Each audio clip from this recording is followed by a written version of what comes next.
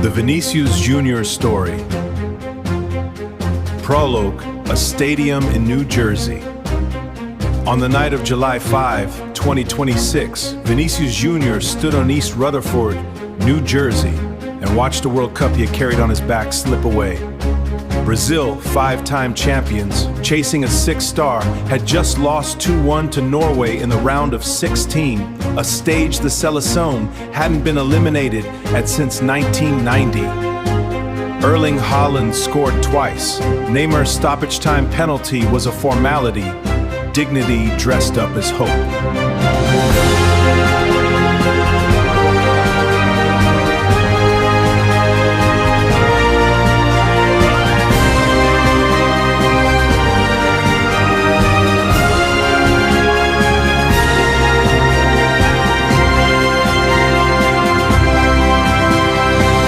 Vinícius had scored 4 goals in the tournament, more than almost anyone else on the planet that summer. It didn't matter. Brazilian football Nazário himself was questioning whether the responsibility belonged partly to him. Vinícius didn't hide from it. He posted a message to the country he was sorry and he would keep fighting to bring Brazil back to the top.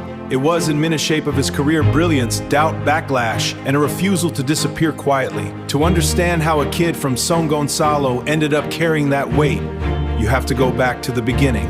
São Gonçalo.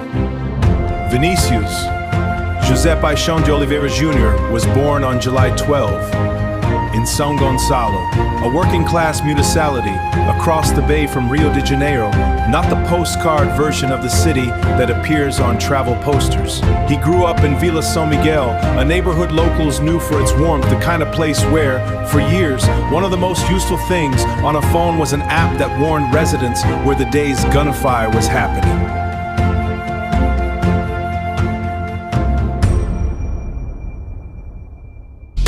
Learned the game barefoot in potholed alleys, playing futsal and street football. The small space, no hesitations to play that Brazilian academies have turned into an export for a century. His technique announced itself early. Coaches at the local affiliated school remembered a boy who never seemed to tire and would happily have trained with every age group above his own if they'd let him. By 11 he'd already collected more than 20 U titles. His early style drew comparisons to Robinho. As he grew he began modeling his game on Neymar instead. One story from his youth coaches is stuck in a friendly where his under 11 side played up against under 13s. He was so dominant that the older boys asked for his autograph afterward and started calling him Robinho themselves. None of it was free, and none of it was easy.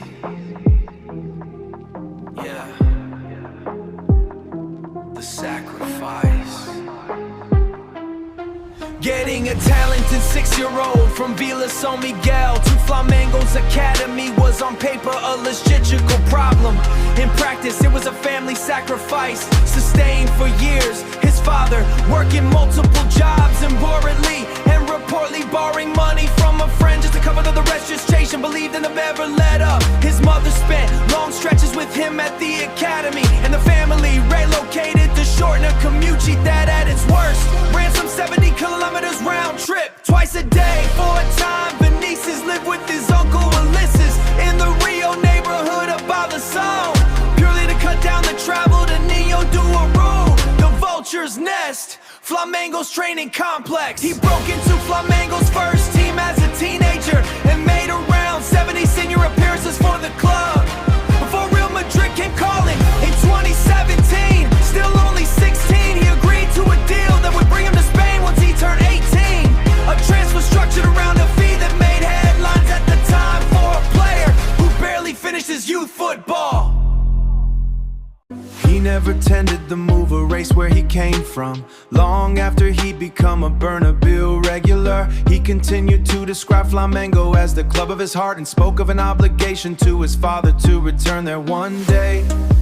It's the kind of promise football ache make constantly and rarely keep. But with Vinícius, given everything the family put into getting him out of São Gonçalo in the first place, it reads less like a platitude and more like a debt he intends to pay. Idle nerves Vinicius arrived at the Santiago Bernabéu in the summer of 2018. An 18-year-old dropped into a Real Madrid squad, still adjusting to life after Cristiano Ronaldo. The club had just gone through a chaotic manual stretch. Zinedine Zidane shock, exit Julian Lopetegui's disastrous few months.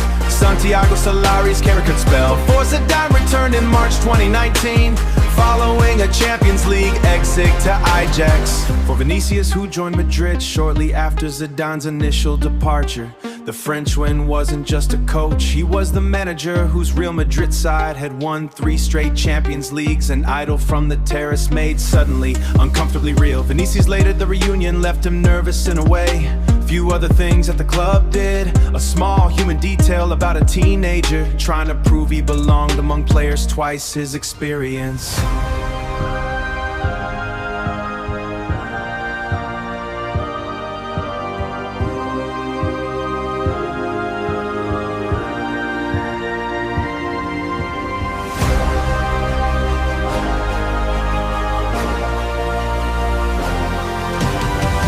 Set the tone for the years that followed.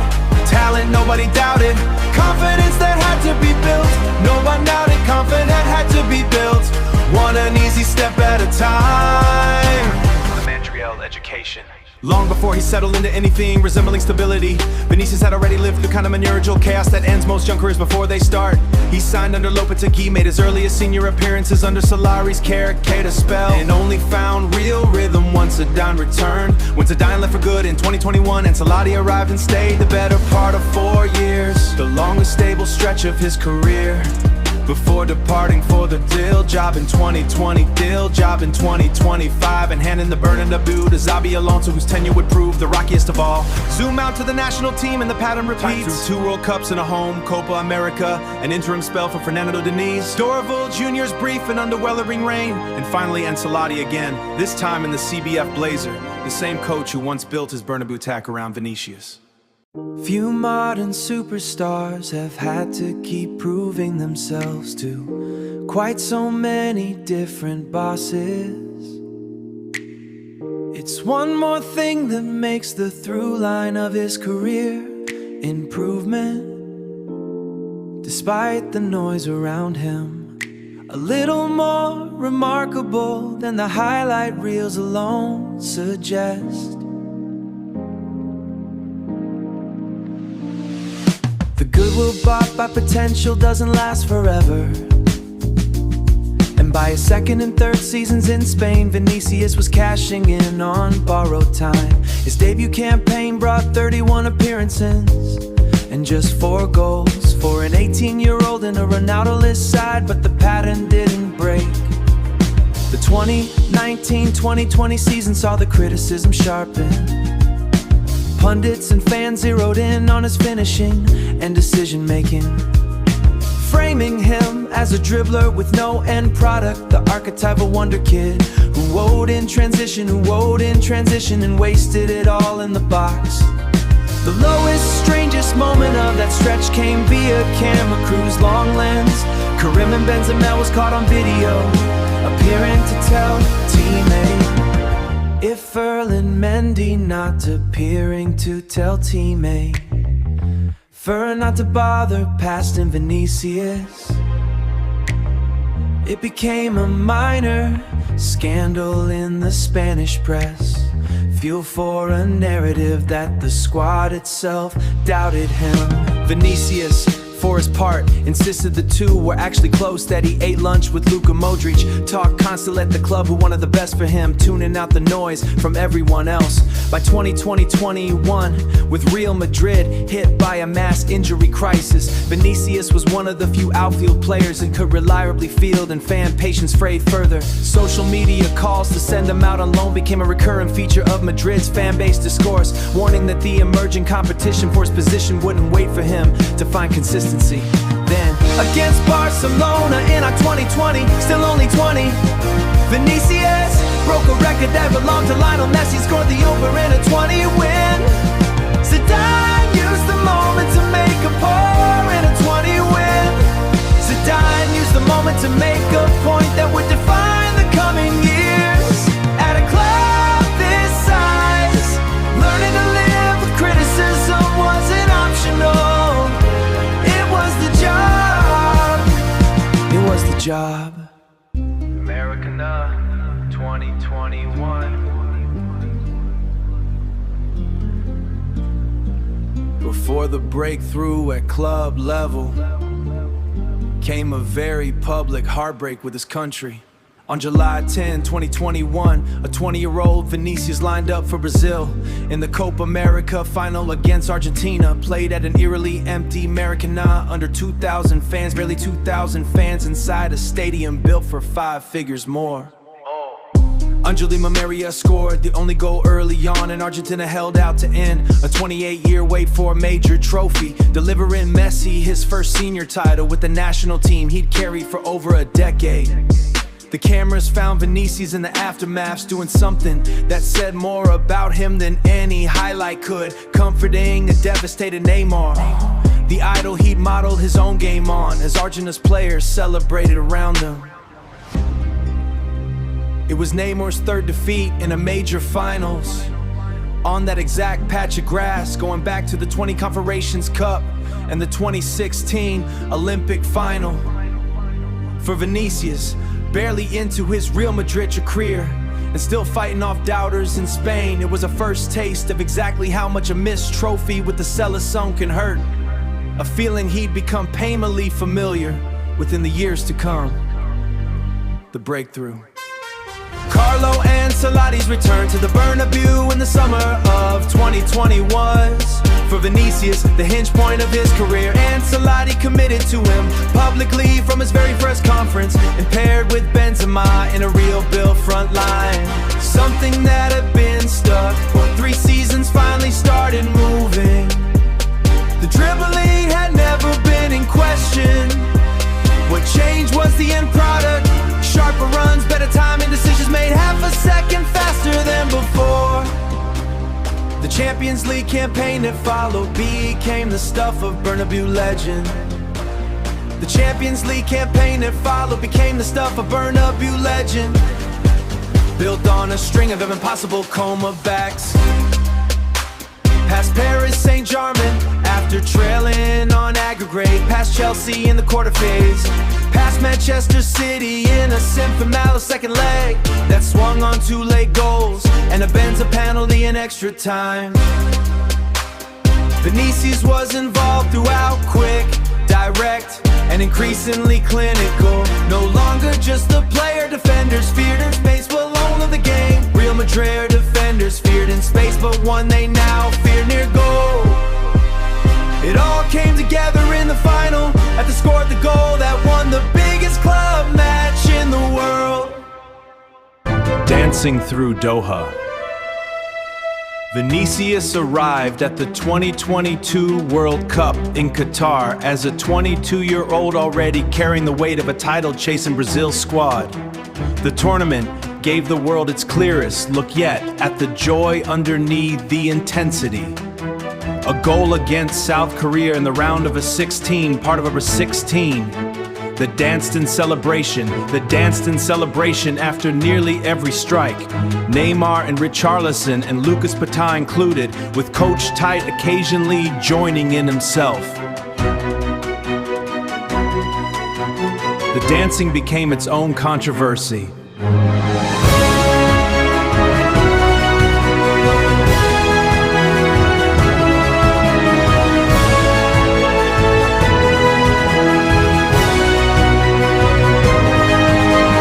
Vinícius didn't back down. Brazilian unhappiness, he said, would always bother people who preferred to complain about it. And there were far more people supporting the celebrations than criticizing them. It was a preview of the same instinct that would define his response to racist abuse a year later. Acknowledge the criticism, then keep doing exactly what he was doing. What Spain wouldn't let him forget.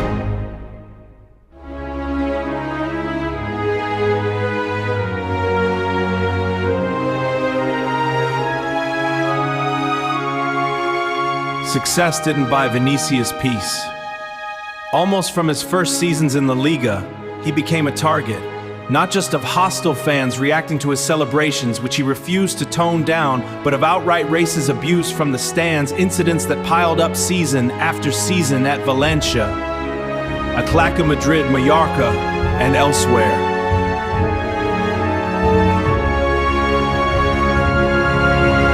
Reached a breaking point on May 21, 2023 at Valencia's Mestalla Stadium. Vinícius was subjected to racist chants from the match was halted while it was addressed. He confronted it publicly and afterward, calling out the league itself for tolerating what he'd endured. The reaction in Brazil was immediate. Rio's Christ in solidarity, and Brazil's government formally protested to Spanish authorities. Brazil's run ended in the quarterfinals against Croatia on penalties, a familiar heartbreak for a golden generation that keeps finding new ways to fall short of a 6-star. The abuse didn't stop with one statement. Almost a year later, ahead of a Brazil-Spain friendly, Vinícius broke down in tears at a press conference, describing how exhausting it had become to simply want to play football.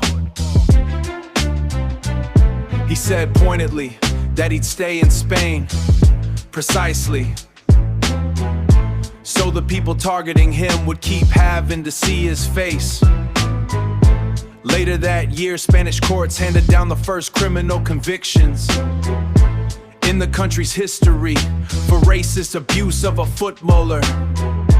After Valencia fans were jailed over the Mestalla incident, police also arrested people behind an organized online campaign that had urged fans to wear masks to abuse him anonymously at a Madrid derby. In June 2023, FIFA appointed him to lead a special anti-racism committee tasked with proposing tougher sanctions across the sport. A formal recognition that his fight had moved past his own case and into the game's institutions.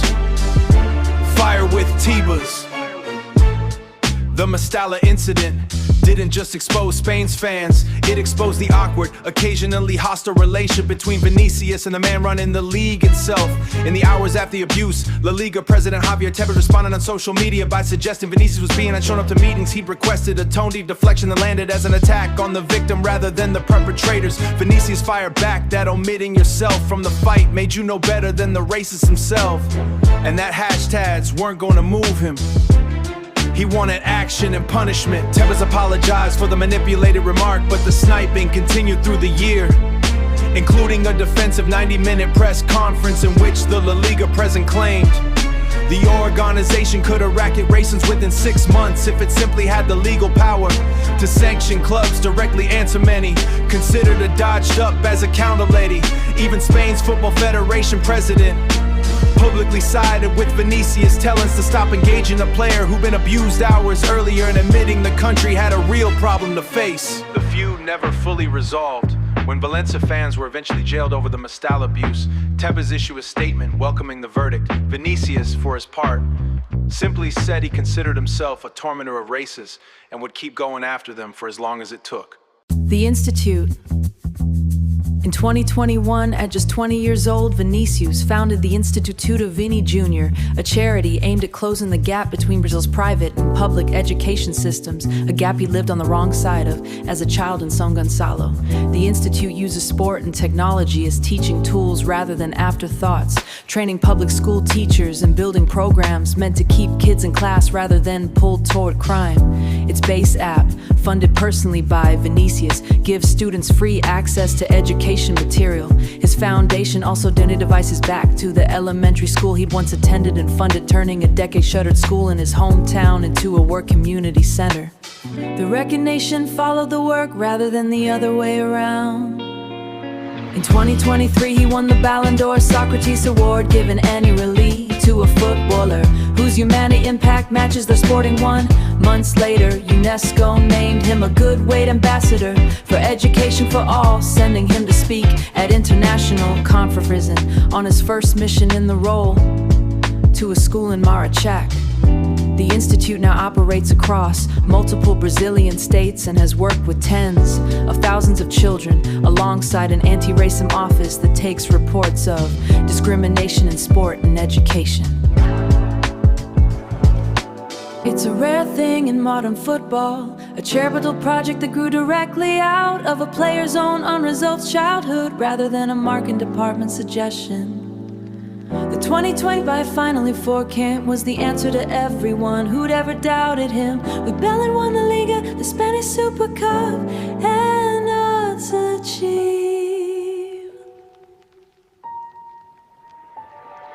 The best season of his life. The 2020 campaign was the answer to everyone who'd ever doubted him. With Jude Bellingham newly arrived and Vinícius now won La Liga, the Spanish Super Cup and the Champions League. The latter capped by a final against Borussia Dortmund, in which Vinícius scored twice, becoming the youngest player ever to score in 2 separate Champions League finals, surpassing a record that had belonged to Lionel Messi.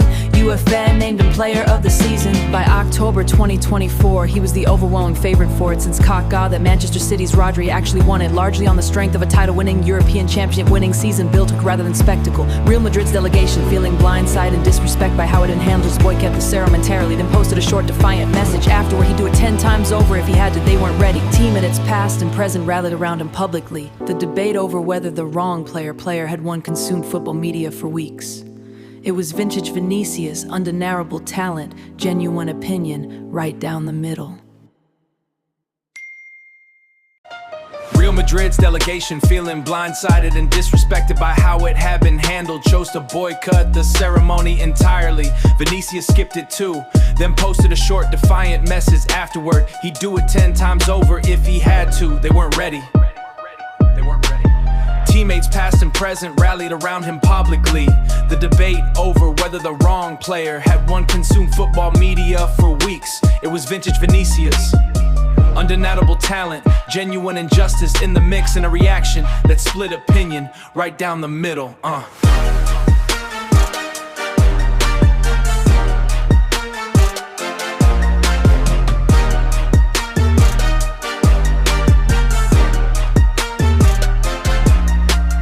Copa America, round 2, that same summer, before the Ballon d'Or drama even began.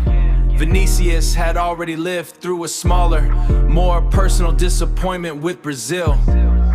At the 2024 Copa America in the United States, he picked up 2 avoidable yellow cards during the group stage, one of them for catching Colombia's James Rodriguez, and was suspended for the quarterfinal against Uruguay. Without him, Brazil managed nothing in a goalless, foul-riddled draw and were eliminated on penalties for 2-2. Yeah.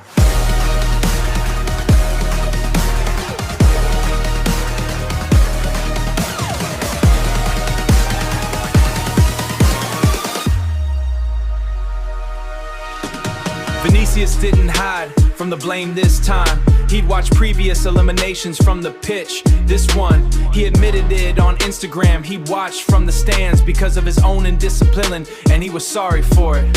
He acknowledged the criticism coming from inside Brazil was harsher than any from outside, and promised the group would eventually drag the national back to where it belonged. Within the week, he'd flown to Ibiza to celebrate his 24th birthday. A reminder, if nothing else, that even inside a career built on relentless scrutiny, a 24-year-old still needs somewhere to exhale.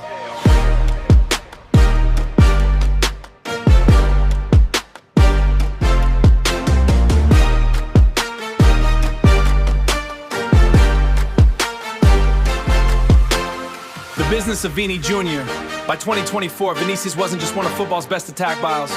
With the Nike deal alone, reportedly worth more than $12 million a year, alongside partnerships with Pepsi and EA Sports. Analysts point to something counterintuitive driving the numbers. His outspoken stance against racism, rather than scaring off sponsors, had made him more attractive to brand authenticity rather than a safe, silent superstar. They weren't ready. It's a business. By 2026, with tens of millions of followers across social media and a reported combined salary and endorsement income near $60 million a year, Vinícius had become, by some measures, the most marketable Brazilian athlete since Neymar himself, carrying access to a domestic fan base of over 100 million while playing for the most commercially powerful club on earth. It's a strange, almost dissonant coda to a childhood defined by a father borrowing money just to register his son for youth football. The same kid is now one of the most bankable faces in world sport. The brotherhood. Part of what makes Vinícius Real Madrid's distinct is how much of the story runs through other young Brazilians. He and Rodrigo were already combining for Brazil's youth teams. Vinícius Vinicius once running half the length of a pitch before teeing up Rodrigo against Chi, before either of them had played a senior minute together in white. Their partnership deepened at club level for years, weathering occasional rumors of a dressing room rift that Rodrigo has consistently and firmly denied, insisting his relationships with Vinícius Bellingham and Kylian Mbappe only kept improving. Then there's Endrick, the Palmeiras teenager Madrid signed in a deal worth up to pour 60 million with add-ons before he'd even turned 18, with Vinícius cast almost immediately as his designated mentor. Vinícius spoke warmly of him rival, tracking his underage performances from afar. Once at the club, Endrick returned the effect blickly, describing his attacking trio of Rodrigo, Mbappe, and Vinícius as the best in the world and framing the whole experience as a masterclass he got inside every day. It's a lineage, as much as a friendship group, a São Gonçalo kid who made it, mentoring the next one, inside a club that keeps discovering it needs more Brazilians to stay whole. Anatomy of a winger!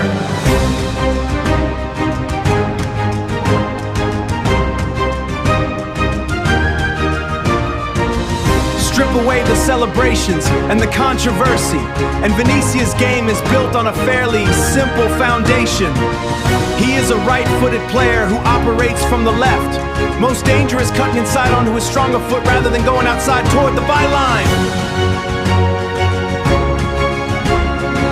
Analysts have long noted that this is where he beats defenders, less through Neymar-style close manipulation of the ball and more through pure acceleration the instant he shifted it past an opponent.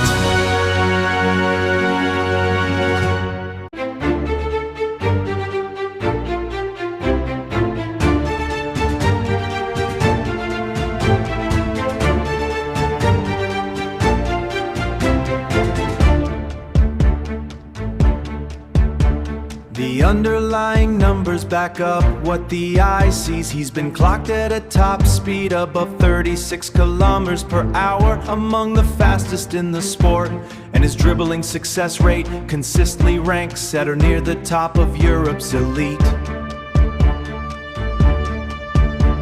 What's changed over time is the shape around that speed, increasingly deployed centrally rather than purely wide. He's had to add positional discipline and quicker decision making in tight spaces to a game once defined almost entirely by open grass.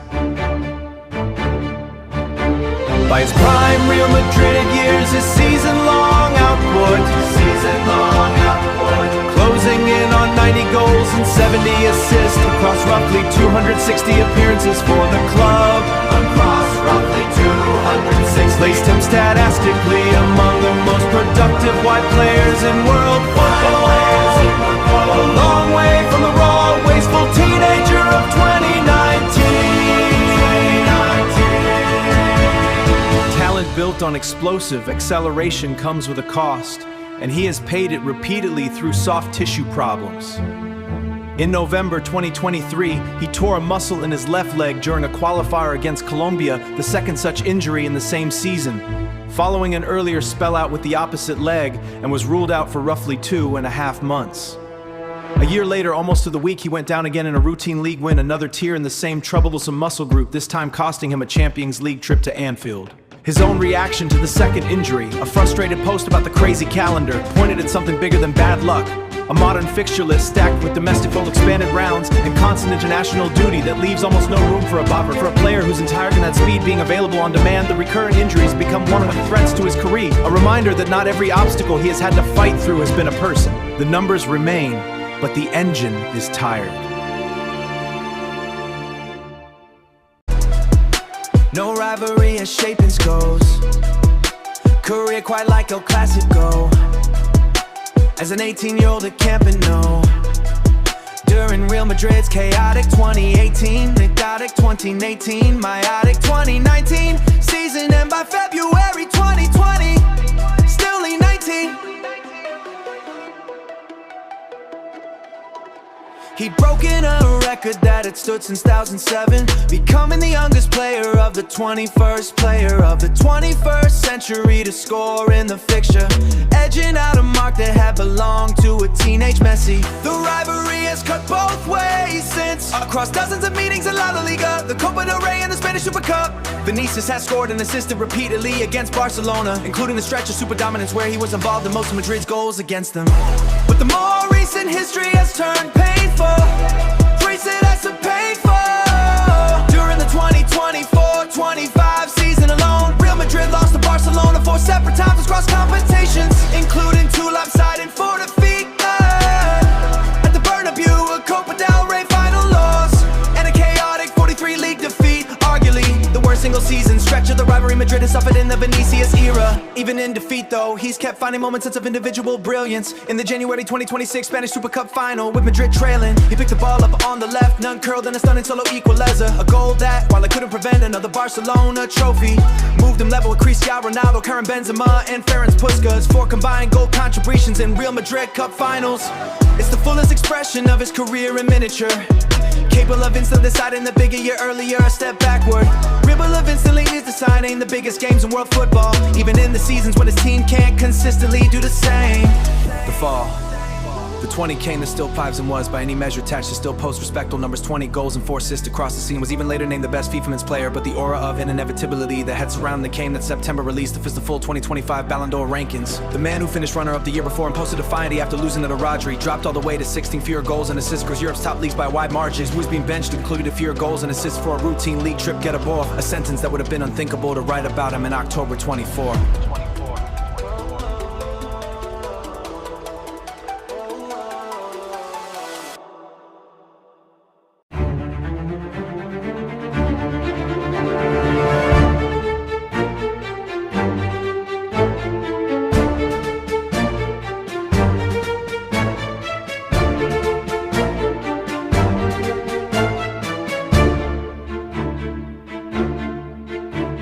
The 2024-25 season was, by any measure, attached to his own name a year earlier, a step backward.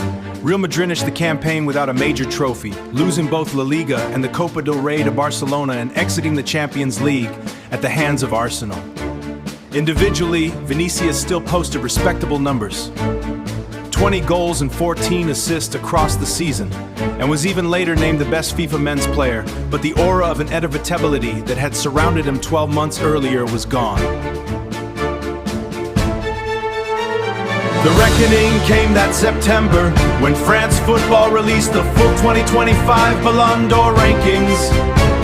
The man who'd finished runner-up the year before and posted a defiant, "They're not ready," after losing to Rodri, dropped all the way to 16th placed, outside the top 10 entirely, behind players who contributed fewer goals and assists across Europe leagues by a wide margin. His Real Madrid teammate Bellingham fared even worse, sliding to 23rd.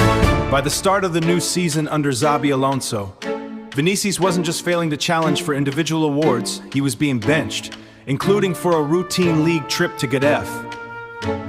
A sentence that would have been unthinkable to write about him in October 2024. The ground beneath him shifted faster than anyone expected. Ancelotti eventually left the Bernabéu to take the Brazil national team job ahead of World Cup qualifying, and Real Madrid brought in Xabi Alonso for the 2025-26 season. The relationship between manager and star never settled. Reports suggest Alonso considered dropping Vinícius as early as his 6th match in charge, a plan reportedly scuppered only by injury elsewhere in the squad. Tension boiled over publicly when Vinícius stormed down the tunnel after being substituted in a Clásico. Behind the scenes, he was set to have club. He wouldn't sign a contract suspension, while Alonso remained manager. Within 2 months, Alonso was gone. The bigger issue never resolved itself, though. Vinícius' contract, which runs only through the end of the 27th season, dragged for the better part of a year, with his camp reportedly seeking close to $30 million a year, including bonuses, enough to match offered less, wary of disrupting its salary structure. Real Madrid's hierarchy has reportedly told him the current offer is final. Sign it, or the club is prepared to let him leave. He's set to report back for preseason with just 12 months left on his deal, both when clubs have been circling. For a player who has said publicly he's never imagined himself anywhere else, it's the most uncertain crossroads of his career.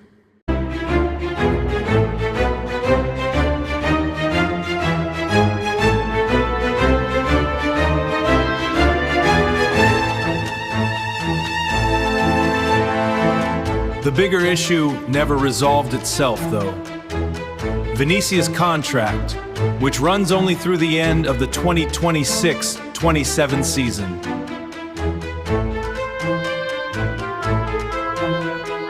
Negotiations over a new deal have dragged for the better part of a year, with Vinícius' camp reportedly seeking close to 30 million a year, including bonuses.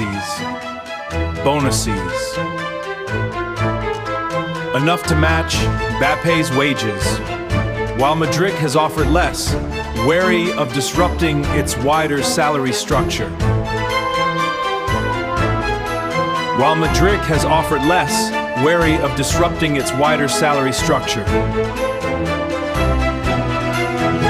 As of this month, Real Madrid's hierarchy has reportedly told him the current offer is final. Sign it, or the club is prepared to let him leave. He's set to report back for pre-season, with just 12 months left on his deal encircling. For a player who has said publicly he's never imagined himself anywhere else, it's the most uncertain crossroads of his career. Away from the pitch, Vinícius has become one of the most recognizable athletes on the planet.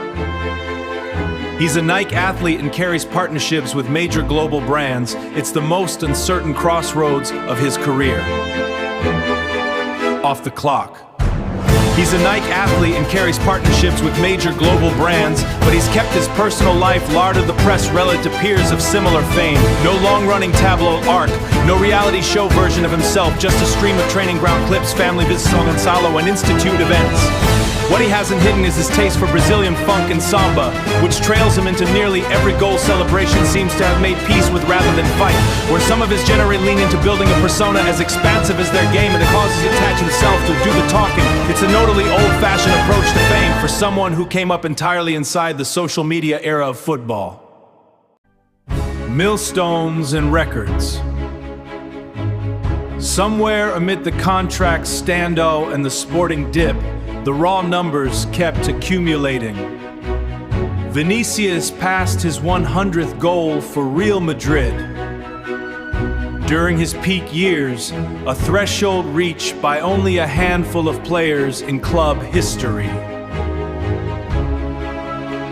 In 2024, FIFA named him the best men's player in the world, a rare individual honor that arrived even as the Ballon or continued to elude him. And the shirt on his back carries its own quiet weight. He wore 28 as a breakthrough teenager, then 20 through his years of doubt, before inheriting a number 7 in the summer. In the 2023 of 2023, the same digits worn by Cristiano Ronaldo, Raúl, a familial but Trudinho, 4 of the most decorated attackers in Real Madrid's history. Asked about the honor at the time, Vinícius said simply that he was happy and proud to carry it.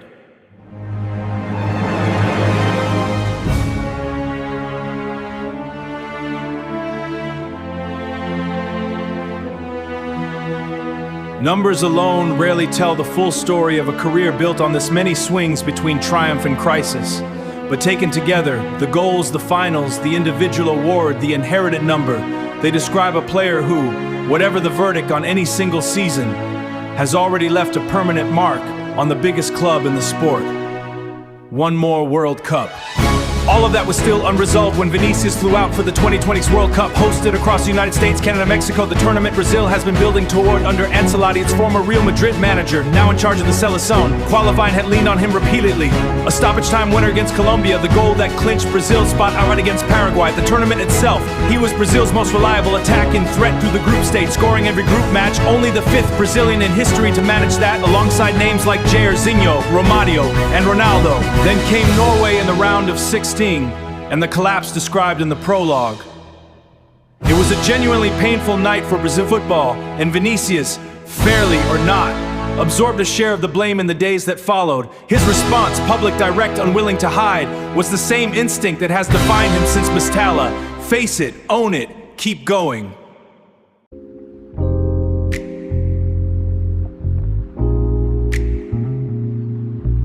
The reckoning. Postmortems came fast, and not all of them were kind. Ronaldo Nazário, one of the most decorated players in Brazilian history, argued publicly that Vinícius hadn't produced the club level form the country needed from him, and shared in the responsibility for the exit, while also pointing at Ancelotti's substitutions and questioning why informed forward João Pedro had been left out of the squad entirely, and youngster Endrick barely used despite his energy off Vinícius directly rather than defending him.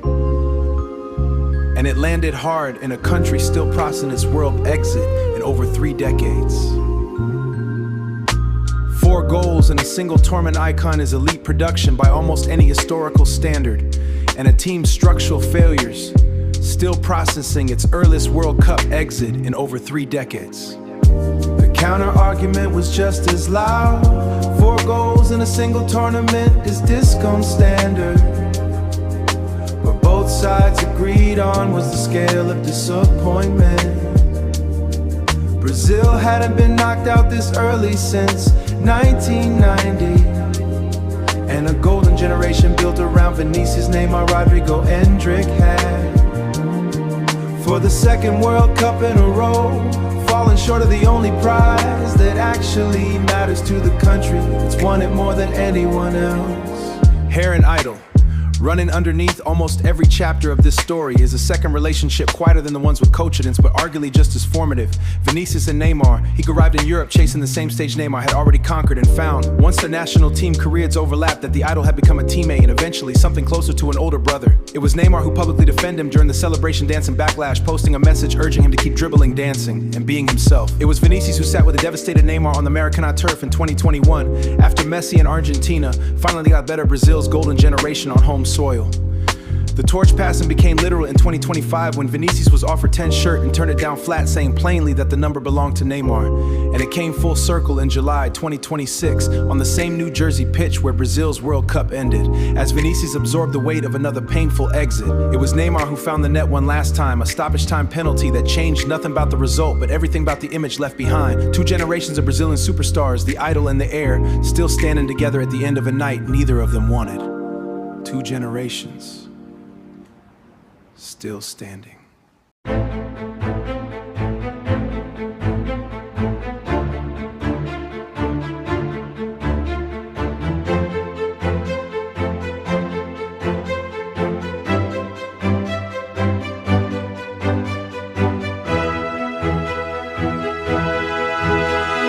ledger. However the contract saga resolves, the numbers already tell a remarkable story. At Real Madrid, Vinícius has assembled 14 major honors, 2 Champions Leagues, 3 La Liga titles, a Copa del Rey, 3 Spanish Super Cups, 3 FIFA Intercontinental Cups, a trophy cabinet most players his age would consider a full career. His club numbers sit close to 90 goals and 70 assists across roughly 60 appearances. Built almost entirely from the left flank against defenses set up specifically to stop him. For Brazil, he's become a fixture rather than a promise. Dozens of caps, a return of better than a goal every 3 games, and 2 World Cups worth of moments, both euphoric and painful. He holds the record ahead of Messi for youngest player to score in 2 separate Champions League finals. He's a UEFA Player of the Season winner, a Best FIFA Men's Player, a Socrates Award winner, a UNESCO Goodwill Ambassador, and by his own insistence, not yet a Ballon d'Or winner, a gap he's made unsmackably clear he intends to close. Where the story stands. As of this week, Vinícius Júnior is 26 years old, back at Valdebebas for preseason, negotiating in effect for his future at the only European club he's ever known. Whatever happens with the contract, the broader arc is already remarkable. A boy who commuted 70 kilometers a day to a football academy, became a Champions League final match winner twice over. A target of racist abuse became one of the sport's most consequential anti-racism voices. A Ballon d'Or runner-up became, by his own account, someone determined to keep coming back until the outcome changes. The next chapter, Real Madrid or somewhere else, redemption or decline is, for once, genuinely unwritten.